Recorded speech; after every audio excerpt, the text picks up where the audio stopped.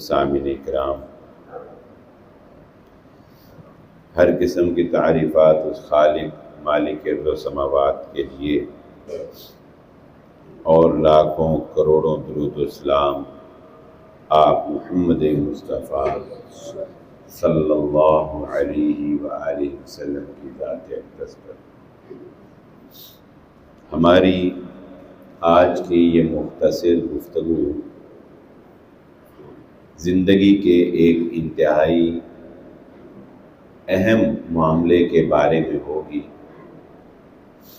جس کو عام طور پہ نظر انداز کر دیا جاتا ہے اور اتنی اہمیت نہیں دی جاتی۔ اس حقیقت سے تو ہم میں سے کوئی بھی انکار نہیں کر سکتا کہ ایک دن ہم سب نے اس دار فانی کو چھوڑ کر اپنے اللہ سے جا ملنا ہے۔ موت ایک اٹل حقیقت ہے جو آ کر ہی رہنی ہے، اور اس کے آنے سے ایک لمحہ پہلے بھی سوائے اللہ کے کسی کو علم نہیں ہوتا، حتیٰ کہ نبیوں کو بھی اپنی موت کے بارے میں یہ علم نہیں تھا کہ ان کا وقت کب لکھا ہوا ہے۔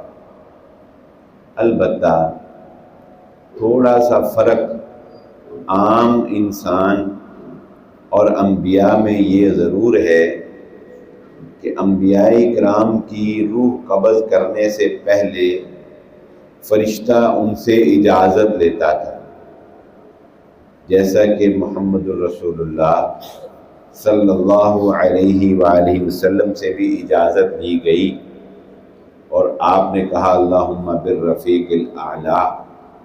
تو حضرت عائشہ فرماتی ہیں کہ میں اس وقت سمجھ گئی کہ آپ سے فرشتے نے اجازت مانگی ہے اور آپ نے اس کو اجازت دے دی ہے۔ تو یہ ایک چھوٹا سا فرق عام آدمی اور نبی میں ہے، لیکن نبی کو بھی یہ نہیں پتا کہ موت کا وقت کب ہے، یہ اجازت کب مانگی جائے گی، اس بات کا بھی علم انبیاء کو نہیں۔ اس لیے دین ہمیں یہ کہتا ہے کہ تمہیں ہر وقت اس حال میں ہونا چاہیے کہ اگر اگلا لمحہ تمہاری موت ہو تو تمہارے کام معلق نہ ہوں، تمہارے معاملات بکھرے ہوئے نہ ہوں، تم اتنے گناہگار نہ ہو کہ تم نیکیوں کا انتظار کر رہے ہو اور وہ موقع تمہیں نہ ملے اور تم قیامت والے دن یا قبر میں پکڑ لیے جاؤ۔ جو اللہ رب العزت نے قرآن مجید میں ارشاد فرمایا ہے کہ وَلَا تَمُوتُنَّ إِلَّا وَأَنْتُمْ مُسْلِمُونَ، تمہیں موت نہ آئے مگر اس حال میں کہ تم مطیع و فرما بردار مسلمان ہو۔ اب یہ تو کسی کو نہیں پتا کہ موت کب آنی ہے، تو پھر کیسے مسلمانی کی حالت میں مرا جا سکتا ہے؟ وہ ایسے ہی مرا جا سکتا ہے کہ انسان ہر وقت اپنی موت کے لیے تیار ہو کہ کسی بھی وقت اس کا دامن پکڑا جا سکتا ہے۔ اور یہ معاملہ اللہ تعالیٰ سب پہ رحم فرمائے، یہ معاملہ اتنا نازک ہے کہ صحابہ جیسے حضرت سعد رضی اللہ تعالیٰ عنہ جو بڑے جلیل القدر صحابی تھے، جب ان کی وفات ہوئی، رسول اللہ صلی اللہ علیہ وآلہ وسلم تشریف فرما تھے، فرشتوں نے ان کا جنازہ پڑھا، اور جب انہیں قبر میں اتارا گیا تو رسول اللہ صلی اللہ علیہ وآلہ وسلم کچھ دیر کے بعد ان کے لیے بہت زور و شور سے دعا کرنے لگ گئے کہ اللہ اس کی قبر کو کشادہ کر دے۔ ان کے لیے اللہ کے نبی صلی اللہ علیہ وآلہ وسلم نے دعائیں شروع کر دی۔ تو صحابہ کرام نے پوچھا کہ اللہ کے نبی صلی اللہ علیہ وآلہ وسلم، یہ غیر معمولی دعائیں جو آپ ان کے لیے کر رہے ہیں، ان کا کیا مقصد؟ تو نبی صلی اللہ علیہ وسلم نے فرمایا کہ اس اللہ کے بندے کو قبر جو ہے وہ تنگ کرنے لگی تھی، قبر جو ہے وہ تنگ کرنے لگی تھی، میری دعا سے اس کو کشادہ کر دیا گیا۔ صحابہ نے پوچھا اللہ کے نبی صلی اللہ علیہ وسلم اتنا عظیم آدمی، آپ مجھے بتائیں صحابہ سے کوئی مقابلہ کیا جا سکتا؟ اتنا عظیم آدمی، پکا جنتی، ہر لحاظ سے جو ہے وہ بخشش کا حامل شخص جو ہے، تو کیوں یہ معاملہ ہلکا سا جو تھوڑا سا ہوا، یہ کیوں ہوا؟ تو اللہ کے نبی صلی اللہ علیہ وآلہ وسلم نے فرمایا کہ یہ اپنے گھر والوں میں جب ہوتا تھا تو گھر میں سخت زبان استعمال کرتا تھا، اس کی وجہ سے اس کے ساتھ یہ سختی کی جانے لگی۔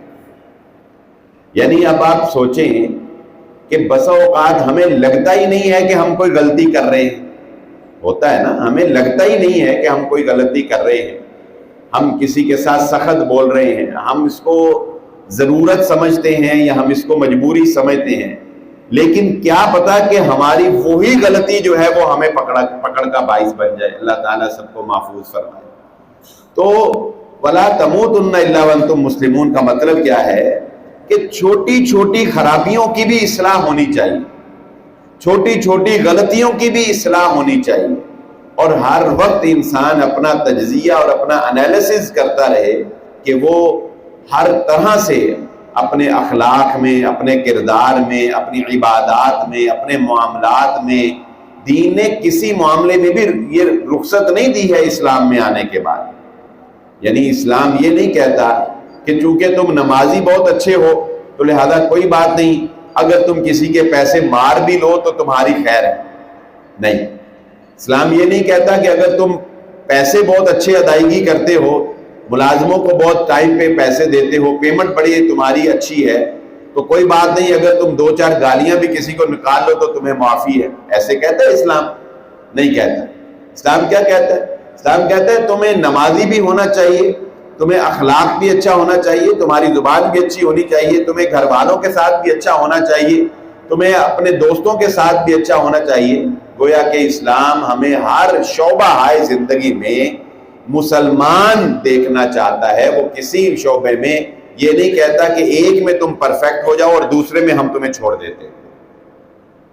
اسی لیے یہ جو بات میں آج یہ ایک تمہیدی گفتگو تھی، جو میں بات آپ کو بتانا چاہتا ہوں وہ کیا ہے کہ موت کی تیاری سے پہلے ایک وصیت جو ہر انسان کو لکھ کر رکھنی چاہیے، وہ رسول اللہ صلی اللہ علیہ وآلہ وسلم نے حضرت عبداللہ بن عمر رضی اللہ تعالیٰ عنہ اس کے راوی ہیں، اور حضرت عبداللہ بن عمر رضی اللہ تعالیٰ عنہ نے یہ تلقین فرمائی کہ نبی صلی اللہ علیہ وسلم نے فرمایا کہ کسی آدمی کے پاس ایک دن اور رات نہ گزرے مگر اس کی وصیت اس کے پاس لکھی ہونی چاہیے۔ اب وصیت کیا ہے؟ ہم لوگ یہ سمجھتے ہیں کہ شاید جب مرنے کے قریب ہوں گے، وینٹیلیٹر پہ پڑے ہوں گے یا ڈاکٹر جواب دے دیں گے، اس وقت اپنے بچوں کو، لواحقین کو بلا کے وصیت کریں گے۔ نہیں، وصیت کا تعلق ہر انسان سے ہے، اور وہ کیا ہے؟ اس میں بنیادی چیزیں 4 چیزیں ہیں جو وصیت میں ہر وقت لکھی ہونی چاہیے، اور 5ویں چیز جو ہے وہ اختیاری ہے۔ اگر آپ لکھ دیں تو آپ کی مرضی ہے، نہ لکھیں تو بھی آپ کی مرضی ہے۔ اس میں سب سے پہلی چیز جو وصیت میں لکھی ہونی چاہیے وہ کیا ہے؟ وہ تمام تر معاملات جو آپ کے لین دین کے ہیں، کسی سے پیسے لینے ہیں، کسی کو دینے ہیں، کسی کی امانت آپ کے پاس ہے، کسی کے پاس آپ نے امانت رکھوائی ہوئی ہے، کوئی رجسٹری آپ کے نام ہے لیکن پلاٹ آپ نے بیچ دیا ہوا ہے۔ ایسے کئی معاملات ہوتے ہیں نا، ہمارے پاس کیس آتے ہیں جی پلاٹ نام والد کے تھا مگر اس نے بیچ دیا، رجسٹری اس لیے نہیں کرائی کہ اعتماد بہت تھا، تو انہوں نے کہا جب ہم آگے بیچیں گے تو ڈائریکٹ رجسٹری کرا لیں گے۔ اب بندہ مر گیا، اب ورثاء کو کیا پتا کہ اس نے باپ نے پیسے لیے یا نہیں لیے، بیچے یا نہیں بیچے، بتایا ہی نہیں، کسی لکھا ہی نہیں۔ تو ہر وہ لین دین کا باریک سے باریک اور موٹے سے موٹا معاملہ جو آپ نے کسی کے ساتھ کرنا ہے وہ وصیت میں لکھا ہونا چاہیے۔ اگر لیجر بنا ہے تو نشاندہی کر دی جائے کہ میرے سارے لین دین کے معاملات میرے دکان کے لیجر میں درج ہیں. میرے بسا اوقات ہڈنلی خفیہ طور پر انسان نے کسی کو پیسے دیے ہوتے ہیں, کسی کو بتانا نہیں چاہتا انسان, ہوتا ہے نا, وہ کھاتے میں دکان کے لیجر میں بھی نہیں ہم درج کرواتے. کیوں یار, ایک پرسنل کسی کو قرض حسنہ دیا ہے کسی عزیز کو, میں کسی کو بتا نہیں سکتا, لیکن وہ وصیت میں لکھے ہونے چاہیے. وہ وصیت آپ کسی کو نہ پڑھائیں, لیکن وہ آپ کے مرنے کے بعد جو پڑھے وہ اس کے اوپر عمل درآمد کر سکتے. آپ نے کسی کے پیسے دینے ہیں وہ درج ہونے چاہیے. تو سب سے پہلی چیز جو ہے وصیت کے معاملے میں وہ کیا ہے کہ آپ اپنے لین دین کے تمام معاملات جو ہے وہ اس کو درج کرنا چاہیے. دوسری چیز, اگر آپ کے اوپر زکوٰۃ فرض ہو چکی ہے اور آپ نے زکوٰۃ ادا نہیں کی تو آپ کی وصیت میں لکھا ہونا چاہیے کہ اتنی زکوٰۃ میرے اوپر فرض ہے اور میں نے ابھی ادا کرنی ہے. ہوتا ہے نا, انسان کے اوپر زکوٰۃ فرض ہوئی یکم رمضان کو, ادائیگی کرنے میں بھی لوگ 10-15 دن لگا دیتے ہیں کہ نہیں لگا دیتے. کوئی سمجھتا ہے میں آخری عشرے میں کروں گا, کوئی سمجھتا ہے میں فلاں جگہ کروں گا. کسی کو دینے ہوتے ہیں, ابھی وہ اس کی شادی لیٹ ہوتی ہے, بندہ کہتا ہے یار اس کو اس کی شادی پہ دوں گا, کر لیتے ہیں نا. تو اگر آپ نے لکھے نہیں کہ آپ کی کتنی زکوٰۃ بنتی تھی, کتنے آپ نے دے دیے, کتنے بقایا ہیں, تو آپ کے مر جانے کے بعد وہ تو آپ کے اوپر بھار چڑھ گیا نا. وہ کون ادا کرے گا بعد میں؟ کسی کو پتا ہوگا تو کوئی ادا کرے گا نا, جب کسی کو پتا ہی نہیں ہے تو کوئی کیسے ادا کرے گا. اس لیے وہ زکوٰۃ کے پیسے جو آپ پر فرض ہیں لیکن آپ نے ادا نہیں کیے وہ آپ کی وصیت میں درج ہونے چاہیے. نمبر 3, وہ رمضان المبارک کے روزے جو آپ کے رہ گئے ہیں کسی سفر کی وجہ سے, بیماری کی وجہ سے, وہ روزے جو اگلا رمضان آنے سے پہلے تک رکھنے کی رخصت ہے, آپ کی وصیت میں درج ہونا چاہیے کہ اتنے روزے میرے باقی ہیں, وہ ابھی میں نے رکھنے ہیں. کیوں؟ کیونکہ اگر اگلے رمضان سے پہلے آپ کی وفات ہو جاتی ہے تو آپ کے ورثاء کو کیسے پتا چلے گا؟ بتائیے, کیسے پتا چلے گا آپ کے ورثاء کو کہ آپ کے ذمے روزے تھے؟ اور جب پتہ نہیں چلے گا تو وہ آپ بوجھ بھار ساتھ لے جائیں گے نا. اس لیے درج ہونا چاہیے. کیوں؟ اس لیے کہ انسان کے مر جانے کے بعد اس کے ذمے جو روزے ہوتے ہیں وہ معاف نہیں ہوتے, بلکہ اس کے ورثاء نے رکھنے ہوتے ہیں. اور اگر ورثاء میں سے کوئی رکھنے کے قابل نہ ہو تو پھر ان کا فدیہ دینا ہوتا ہے. 3 باتیں ہو گئی. چوتھی بات, اگر انسان کے اوپر حج فرض ہو جائے لیکن کسی وجہ سے وہ حج نہیں کر رہا تو اسے اپنی وصیت میں یہ لکھنا چاہیے کہ میں حج کرنا چاہتا ہوں, مجھ پہ فرض ہے لیکن میں فلاں وجہ سے نہیں کر پایا, میرے مرنے کے بعد میری طرف سے حج کیا جائے. اس لیے کہ علماء کا اس بات پر فتویٰ ہے قرآن و سنت کے دلائل کو اخذ کرتے ہوئے کہ اگر کوئی انسان پہ حج فرض ہے لیکن وہ اپنی زندگی میں حج کرنا چاہتا ہی نہیں, وہ چاہتا ہی نہیں ہے, ایک ہے چاہت ہے, ایک ہے چاہت ہے ہی نہیں, وہ اس نے کبھی خواہش کی ہی نہیں حج کرنے کی, تو اگر اس کے مرنے کے بعد اس کی اولاد اس کی طرف سے حج کرتی ہے تو اس کا وہ فرض ادا نہیں ہوگا. اس لیے کہ دین زبردستی کسی کے اوپر عمل کرنے کا نام نہیں. خواہش ہو, طلب ہو تو اللہ قبول کرتا ہے, جبرن تو آپ کسی سے عمل نہیں کروا سکتے نا. تو آپ اپنی ورثاء کو یہ بتائیں کہ مجھ پہ حج فرض ہونے کے لیے 3 بنیادی چیزیں چاہیے. نمبر 1, آپ کے پاس حج کے اخراجات ہوں جو آپ نارملی آج کے دور میں سمجھ لیں 15 لاکھ روپیہ ہو, یعنی 15 لاکھ روپیہ جس بندے کے پاس ہے ایک شک پوری ہو گئی.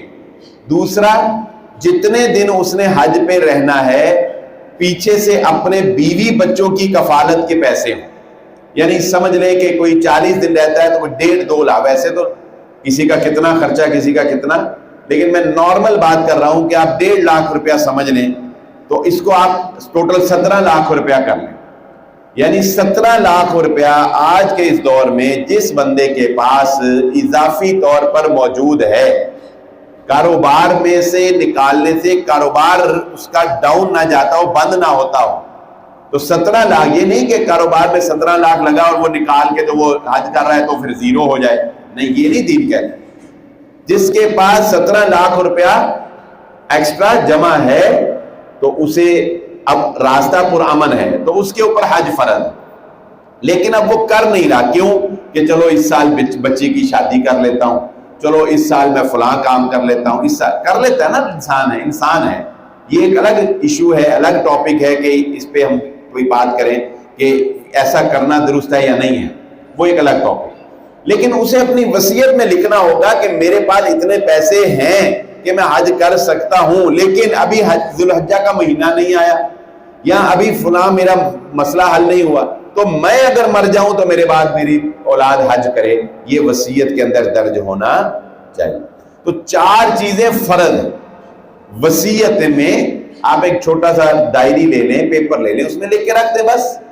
تو 4 چیزیں فرض ہیں کہ جو ہر انسان کو وصیت میں لکھی ہونی چاہیے. نمبر 5، 5ویں چیز آپ کو آپ کا اختیار ہے، آپ کی مرضی ہے. آپ لکھنا چاہیں تو مرضی، نہیں لکھنا چاہیں تو مرضی. اور وہ کیا ہے؟